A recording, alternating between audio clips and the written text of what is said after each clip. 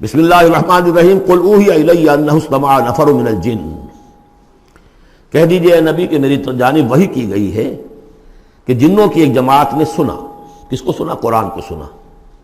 فقالوا انا سمعنا قرآنا عجبا، انہوں نے کہا ہم نے سنا ہے ایک بہت ہی دل کو لبھانے والا قرآن، یہدی الی الرشد، جو نیکی اور رشد اور ہدایت کی طرف رہنمائی کر رہا ہے۔ فآمنا بہ، تو ہم تو ایمان لے آئے۔ وہ سب بھی میں نے کہا تھا یہ لمحہ فکریہ ہے، ایک دفعہ کیا اجتماع ہے قرآن کا، اور وہ بندے کہاں سے کہاں پہنچ گئے، وہ داعی بن گئے۔ ہمارا کیا حال ہے؟ ہم نے اس معنی میں قرآن کبھی پڑھا ہی نہیں، سنا ہی نہیں۔ سنتے ہیں تو خیبر میل کی سپیڈ سے جو پڑھ رہا ہوتا قاری، 5 دن میں پورا قرآن، 6 دن میں پورا قرآن، اور اشتہار دیے جا رہے ہیں۔ یہ ہے ہمارا ریچول۔ یہاں تو 20 منٹ میں ہو جاتی ہے، یہاں 30 منٹ، یہاں چلو وہاں اور اس سے بھی کم میں ہو جاتی ہے، وہاں چلو۔ قرآن کا نتیجہ تو یہ نکلنا چاہیے وہ آپ کو پوزیس کر لے، جانے نہ دے۔ انا سمعنا قرآنا عجبا یہدی الی الرشد فآمنا بہ ولن نشرک بربنا احدا، اب ہم کبھی بھی اپنے رب کے ساتھ کسی کو شریک نہیں ٹھہرائیں گے۔ وانہ تعالی جد ربنا، اور یقیناً ہمارے رب کی عزت شان بہت بلند ہے۔ متخذ صاحبۃ ولا ولدا، اس نے نہیں اختیار کی نہ کوئی بیوی اور جورو، نہ کوئی اولاد۔ وانہ کان یقول سفیہنا علی اللہ شططا، اور یقیناً ہمارا جو بے وقوف ہے بڑا، مراد یہاں پہ ہے وہی عزازیل، ابلیس، لعین، وہ چونکہ ہمارا ذرا بڑا بڑگر ہے، تو وہ جو کچھ کہتا رہا ہے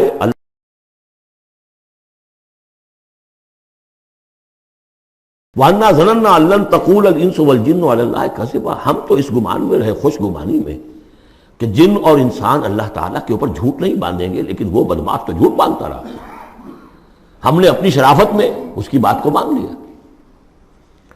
وَأَنَّهُ كَانَ رِجَالٌ مِّنَ الْإِنسِ يَعُوذُونَ بِرِجَالٍ مِّنَ الْجِنِّ فَزَادُوهُمْ رَهَقًا، اور یہ کہ جو انسانوں میں سے مرد ہیں وہ جنات کے مردوں میں کی حفاظت پکڑتے ہیں۔ یہ ہوتا تھا ان کا طریقہ، وہ سمجھتے تھے کہ بیابان میں جو ہے جنات رہتے ہیں، اور وہ ان کے جو ہیں سردار بھی ہیں۔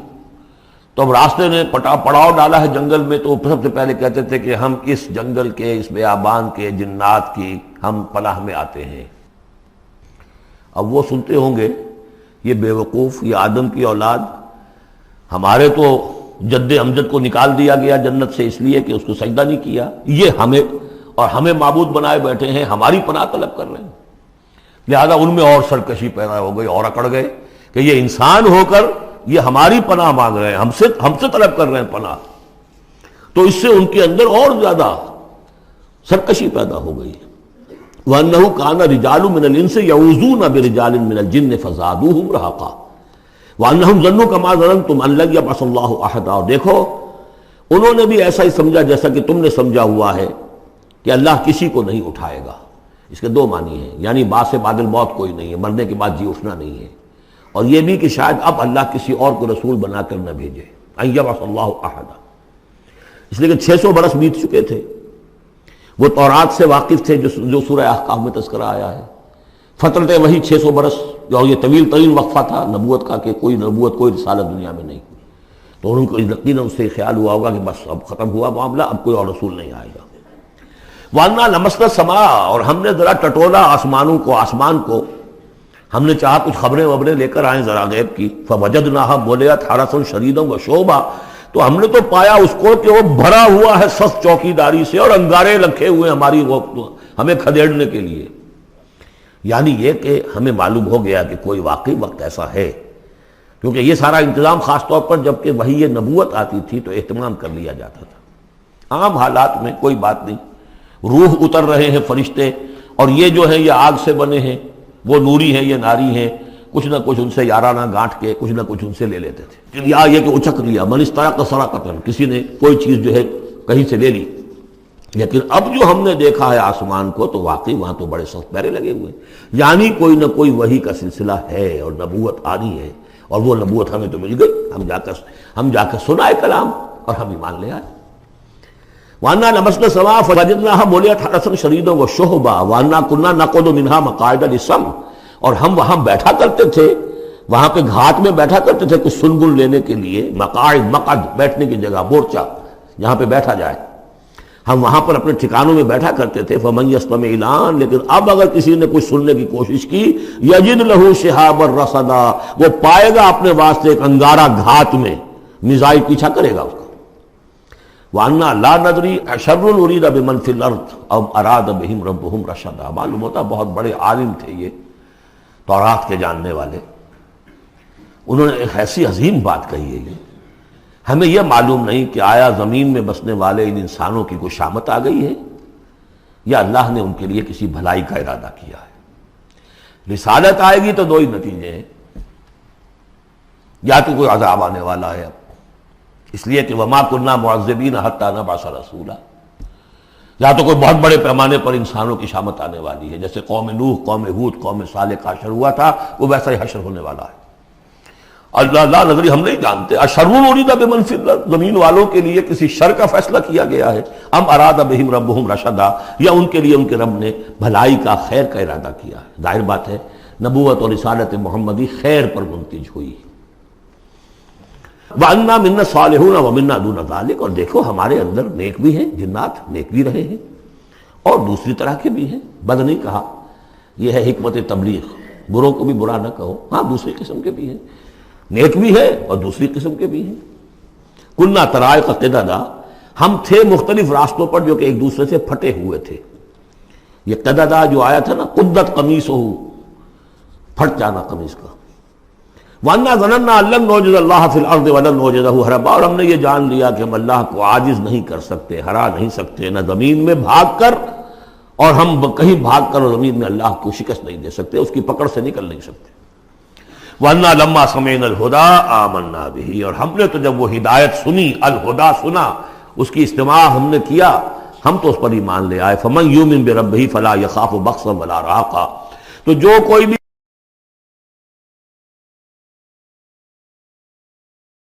زبردستی ہوگی، کچھ زیادتی ہوگی، جیسے جیسے ان کے اعمال صالحہ ہیں پورے پورے اللہ تعالیٰ ان کا اجر ان کو دے دے گا۔ وَأَنَّا مِنَّا الْمُسْلِمُونَ وَمِنَّا الْقَاسِطُونَ، اور دیکھو ہمارے اندر وہ بھی ہیں جو فرما بردار ہیں اور وہ بھی ہیں جو بے انصافی کرتے ہیں۔ یہ قسط کے لفظ کے ساتھ سمجھ لیجئے، جب یہ ثلاثی مجرد میں آتا ہے تو قاسط اس میں فاعل بنا، وہ ناانصاف کے معنی میں ہے، یہ باب افعال کے خواص میں سے ہے، سلب ماخذ اس کو کہتے ہیں۔ جب باب افعال میں آئے گا تو اس کے معنی ہے عدل و انصاف، اور جب ثلاثی مجرد میں آئے گا تو ناانصافی۔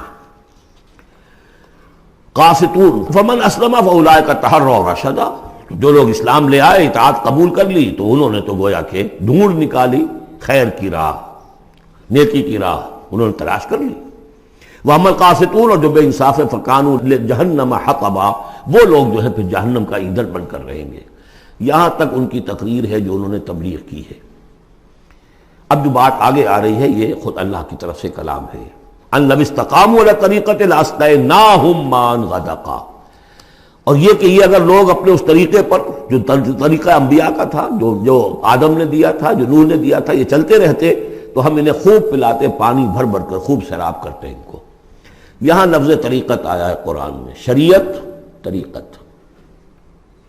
ثم جعلناک علی شریعت من الامر، شریعت اور یہ طریقت، دونوں کا مفہوم ایک ہے، طریقہ اور شریعت، لیکن یہ کہ اس کا استعمال ہو رہا ہے کہ شریعت سے مراد لی جاتی ہے جو دین کا قانون ہے، اس کے ظاہری پہلو، قانونی پہلو، اور طریقت اسی کے باطنی پہلو کا نام ہے کہ ایک نماز ہے، وضو کیسے کرو گے، کیا فرائض ہیں، کیا نوافل ہیں، کیا کام رہ گیا تو وضو نہیں ہوا، یہ شریعت بتائے گی، یہ آپ کو فقیہ بتائیں گے، یہ آپ کو مفتی حضرات بتائیں گے۔ لیکن نماز کی اصل روح تو ہے خشوع اور خضوع، حضور قلب، یہ پھر طریقت کی طرف منتقل کر دیا گیا، بدقسمتی سے پھر ان کو پھاڑ دیا گیا، وہ علیحدہ علیحدہ ہو گئے۔ یہ سب چیزیں یکجا ہونی چاہیے تھی۔ اور جو ہمارے اولین صوفیاء ہیں وہ بہت بڑے عالم بھی تھے، ایسے نہیں تھے کہ صرف صوفی تھے، وہ بہت بڑے مفتی بھی ہوتے تھے، بلکہ اولین کیا اس دور میں بھی جو میں نے آپ سے بتایا تھا کہ قاضی صلاح اللہ پانی پتی رحمۃ اللہ علیہ، وہ مفتی بھی ہیں، مفسر بھی ہیں، محدث بھی ہیں، اور بہت بڑے مرشد بھی ہیں، میرزا مظہر جانے جانا شہید کے خلیفہ ہیں، اور یہ سب شیخ احمد سرہندی رحمۃ اللہ علیہ کا جو سلسلہ ہے، سلسلہ مجددیہ نقشبندیہ، اس کے بزرگ ہیں۔ وہ ہیں وہ جامع و صفات لوگ. لنفتنہم فیہ، اور یہ بھی جو ہم کو پانی پلاتے اور سیراب کرتے، یہ بھی اس لیے تاکہ ان کو اور جانچے اور پرکھے اور امتحان لیں. ایک امتحان غربت میں ہے، ایک امتحان تمنگری میں ہے، ایک امتحان فاقے میں ہو رہا ہے، ایک امتحان ہو رہا ہے کہ کثرت سے ہم نے دے رکھا ہے. وَمَن يُعْرِضْ عَن ذِكْرِ رَبِّهِ، اور جو کوئی بھی اعراض کرے گا اپنے رب کے ذکر سے، يَسْلُكْهُ عَذَابًا صَعَدًا، تو وہ چلے گا، وہ ڈال دے گا اس کو چڑھتے عذاب میں اللہ تعالیٰ، ایسے عذاب میں صعدا جس کی شدت بڑھتی چلی جائے گی. وَأَنَّ الْمَسَاجِدَ لِلَّهِ فَلَا تَدْعُوا مَعَ اللَّهِ أَحَدًا، اور دیکھو مسجدیں اللہ کے لیے ہیں. مسجد سے مراد مسجد سجدے کی جگہ بھی ہے، اور مسجد سے مراد سجدے کے یہ اعضاء بھی ہیں. یہ پیشانی اور یہ ناک اور یہ ہاتھ اور یہ پاؤں، ایڑیاں اور وہ پنجے، یہ سارے جو ہیں یہ سجدے کے جو جسم کے حصے ہیں. یہ مسجدیں بھی اور سجدے کی جگہ بھی للہ ہے، سب اللہ کی ملکیت ہے. فلا تدعوا مع اللہ احد، اللہ کے ساتھ کسی اور الہ کو مت پکارو. وانہ لما قام عبد اللہ یدعوہ قالوا یکونون علیہ لبدا، اور یہ اب یہاں پھر قول آ گیا ہے انہی کا جنات کا کہ جب وہ عبداللہ کو ہم نے دیکھا وہ کھڑا تھا، وہ قرآن پڑھ رہا تھا، وہ نماز پڑھا رہا تھا. لما قام عبداللہ یدعوہ، اسے پکار رہا تھا اللہ کو، اللہ کا بندہ. قالوا یکونون علیہ لبدا، وہ تو ایسے ہو رہے تھے سننے والے گویا کہ اس کے اوپر ٹھٹ کے ٹھٹ جمع ہو جائیں گے وہاں پر، لیکن یہ کہ وہ ایمان نہیں لا رہے تھے. قل انما ادعو ربی، کہہ دیجئے اے نبی صلی اللہ علیہ وسلم، دیکھو میں پکارتا ہوں اپنے رب کو، ولا اشرک بہ احدا، اس کے سوا میں کسی اور کو شریک کرنے کے لیے تیار نہیں. قل انی لا املک لکم ضرا ولا رشدا، کہہ دیجئے مجھے کوئی اختیار حاصل نہیں ہے تمہارے لیے، نہ کسی نقصان کا اور نہ کسی راہ پر لانے کا، میں تمہیں ہدایت نہیں دے سکتا. وہ آیت یاد کر لیجئے، انک لا تہدی من احببت ولیکن اللہ یہدی من یشاء، اے نبی آپ ہدایت نہیں دے سکتے جسے بھی چاہیں، وہ تو اللہ ہی ہدایت دیتا ہے جس کو چاہتا ہے. قل انی لن یجیرنی من اللہ احد ولن اجد من دونہ ملتحدا، کہہ دیجئے میں ہرگز نہ پاؤں گا کہ مجھے اللہ کے سوا کوئی پناہ دے سکے. یجیرنی من اللہ احد، اللہ کی پکڑ سے بچانے کے لیے مجھے کوئی پناہ دے سکے میں نہیں پاؤں گا. ولن اجد من دونہ ملتحدا، اور اللہ کے سوا میں کہیں جو ہے کوئی اپنا سر چھپانے کی جگہ نہیں پاؤں گا. الا بلاغا من اللہ،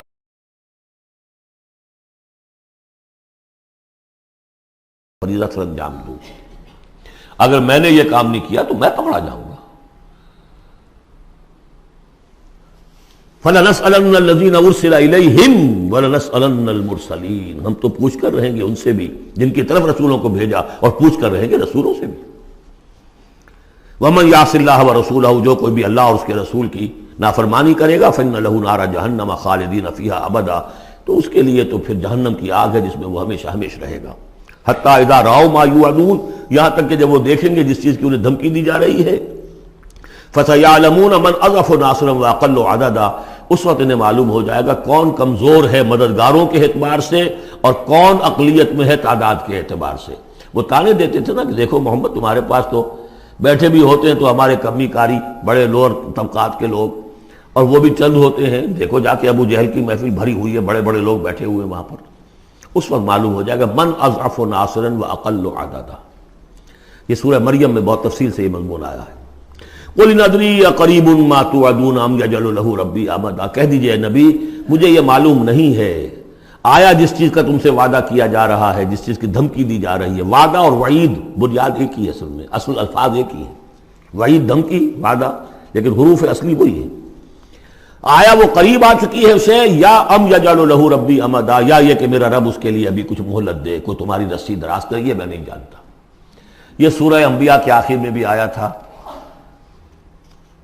قل ادری اقریب ام بعید ما توعدون، کہہ دیجئے اے نبی میں نہیں جانتا کہ جس چیز کا تم سے وعدہ کیا جا رہا ہے وہ قریب آ چکی ہے یا بھی دور ہے.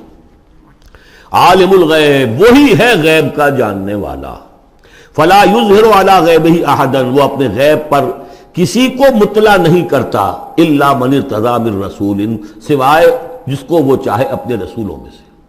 یہ بہت اہم قانون ہے قرآن کا، اور اس میں سارا مسئلہ علم غیب کا حل ہوتا ہے.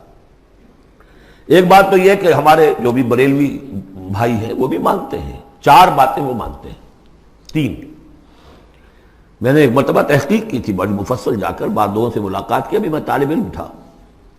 کہا دیکھیے ہم ثابت مانتے ہیں ہم اس بات کو،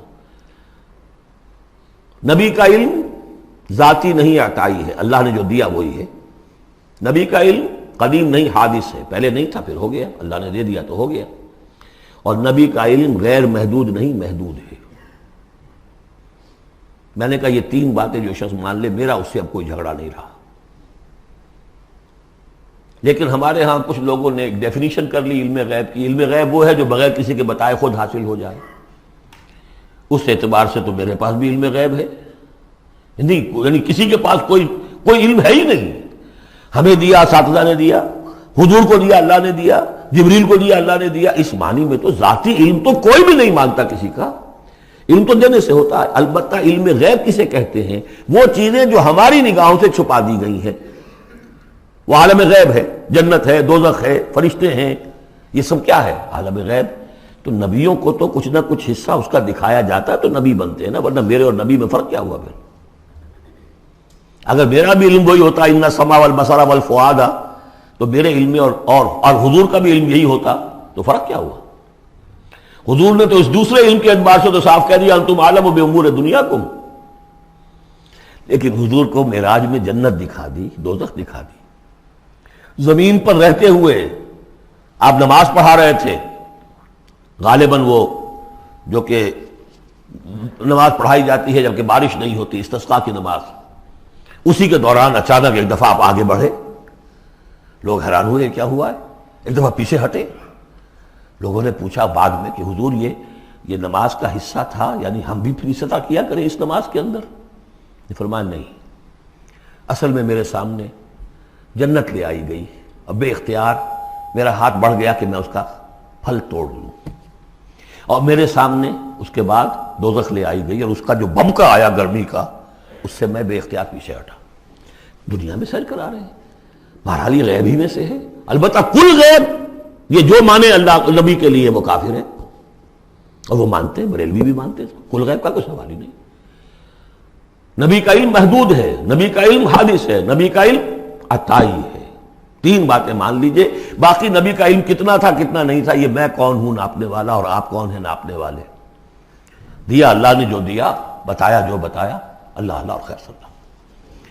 تو یہ عالم الغیب وہ ہے غیب کا جاننے والا، فلا یظہر علی غیبہ احدا، تو وہ نہیں مطلع کرتا اپنے غیب پر کسی کو، ہاں الا من ارتضی بالرسول، سوائے اپنے رسولوں کے۔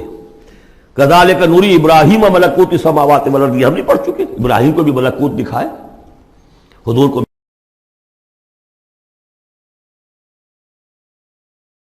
من بین یدیہ ومن خلفہ رصدا، جس کو رسول بناتا ہے، غیب کی خبریں دیتا ہے، پھر اس کے آگے اور پیچھے وہ اپنے باڈی گارڈ رکھتا ہے، چوکیدار رکھتا ہے۔ یسلک من بین یدیہ، اس کے سامنے بھی، ومن خلفہ، پیچھے سے بھی چوکیدار، حفاظت کرنے والے۔ لیعلم ان قد ابلغوا رسالات ربہم، تاکہ یہ بات بالکل واضح ہو جائے کہ انہوں نے واقعتاً اپنے رب کے پیغامات پہنچانے کا حق ادا کر دیا، جیسا کہ حضور نے پوچھ کر جواب لیا تھا، انا نشہد انک قد بلغت الرسالۃ وادیت الامانۃ وکشفت الغمۃ ونصحت الامۃ، ہم گواہ ہیں حضور۔ واحاط بما لدیہم، اور اللہ تعالیٰ جو کچھ ان کے پاس ہے سامنے سب کا احاطہ کیے ہوئے ہے، واحصا کل شیء عددا، اور ہر شے کی اس کی جو انوینٹری ہے وہ بڑی مکمل ہے، کوئی چیز وہاں سے غائب ہونے والی نہیں ہے، ہر ایک کا عدد کے ساتھ حساب کتاب کا اس نے رکھا ہوا ہے۔